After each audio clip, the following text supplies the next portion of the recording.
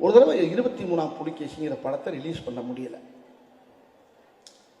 அப்போ கலைஞர் ஐயாட்ட போயிட்டு ஃபோன் பண்ணி கேட்குறேன், ஐயா சண்முகநாதன்கிட்ட ஃபோன் பண்ணி ஐயா அப்பாட்ட பேசுகிறேன் அப்படின்னு ஐயாட்ட அப்படின்னா பேசுகிறா என்ன கொடுத்துட்டார். உடனே ஃபோன் போட்டால் உடனே எடுப்பார்.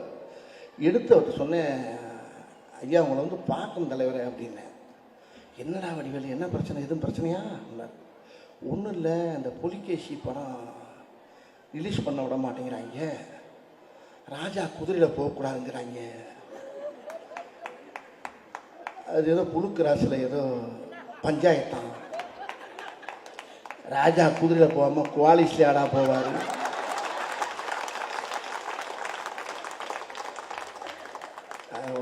தலைவர் தெரியாமல் இல்லை உங்களுக்கு தெரியுமே, தெரியும் வாங்க அப்படின்னார்.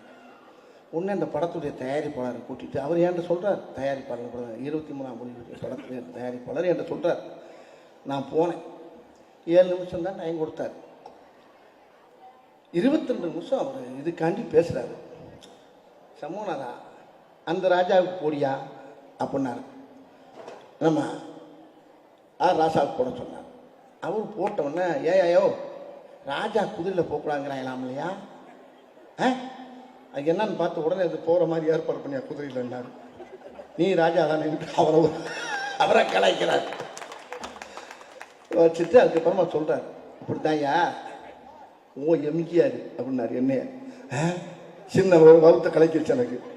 ஓஎம்ஜிஆரா, ஓஎம்ஜிஆர் படத்துக்கு அந்த காஞ்சி தலைவர் அப்போ இப்படித்தான்யா புலிகேசியில் ஒரு பஞ்சாயத்து வந்துச்சு, அப்போ கூட அதில் புலிகேசி மன்னனாக வருவார் எம்ஜிஆர், அது என்னால் பண்ண முடியலை, அப்புறம் அதை தூக்கிட்டோம். அதுக்கப்புறம் இந்த மேட்ரு கண்டிப்பாக அந்த படம் ரிலீஸ் ஆகிடும் அப்படின்னு சொல்லி எங்களுக்கு தைரியம் கொடுத்து ஒரு வாரத்தில் அந்த படத்தை ரிலீஸ் பண்ண வச்சது 23ஆம் புலிகேசி. இம்சையரசன் 23ஆம் புலிகேசியை ரிலீஸ் பண்ண வச்சது ஐயா டாக்டர் கலைஞர் அவர்கள். அவர் பண்ணலைன்னா அது மார்ச்சரிக்கு போயிருக்கோம், அது நேரம் பிறகு தான் போயிருக்கான். அவர்னால தான் அந்த படம் வெளியே வந்துச்சு, வெற்றி பெற்றுச்சு. அது மட்டும் இல்லை, கலைஞர் சேனலை ஆரம்பிக்கும் போது முத அந்த படத்தை அந்த சேனலுக்கு அவர் முதல்ல வாங்கி அந்த ராமநாதன் சார் மூலியமாக அந்த படத்தை நீ சொன்னார். இப்படி அவர்கிட்ட எவ்வளோ விஷயம் இருக்குது. அவர் எப்படி அதான் இப்போ புல்ல போய் பார்த்தேன். திராவிடம்னா என்னான்னு கேட்குறவங்களுக்கு பூரா ஒரே ஒரு உள்ள போய் சுற்றி பார்க்கணும். கலைஞருடைய மணிமண்டபம் இருக்க அந்த சன்னதியை சுற்றி பார்த்தா தெரியும்.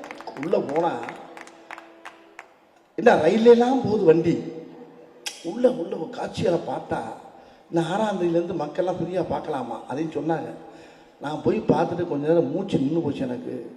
அவர் வரலாறை பூரா அதுக்குள்ளே அழகாக அமைச்சிருக்காங்க பாருங்கள். தமிழக முதலமைச்சர் அடடா கண்கள்லாம் காட்சி, அதை பார்க்கறதுக்கு 2 கண்ணுக்கு பத்தாதுங்க, ஒரு மனிதனுக்கு 1000 கண்ணு தேவைப்படும், அவ்வளோ அழகாக இருக்குங்க.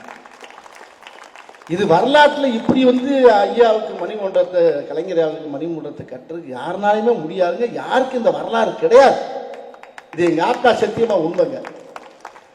அவ்வளோ அருமையாக பிரமாதமாக அதை பண்ணி அவர் பட்ட கஷ்டம், அவர் அண்ணாவை நேசித்தது, அந்த சுவாசம், திருவள்ளுவர் நேசித்த சுவாசம், அந்த காற்று, அவர் பட்ட உழைப்புடைய அந்த வலிமை, அந்த எளிமை, அந்த திறமை அவ்வளோ இருக்குங்க.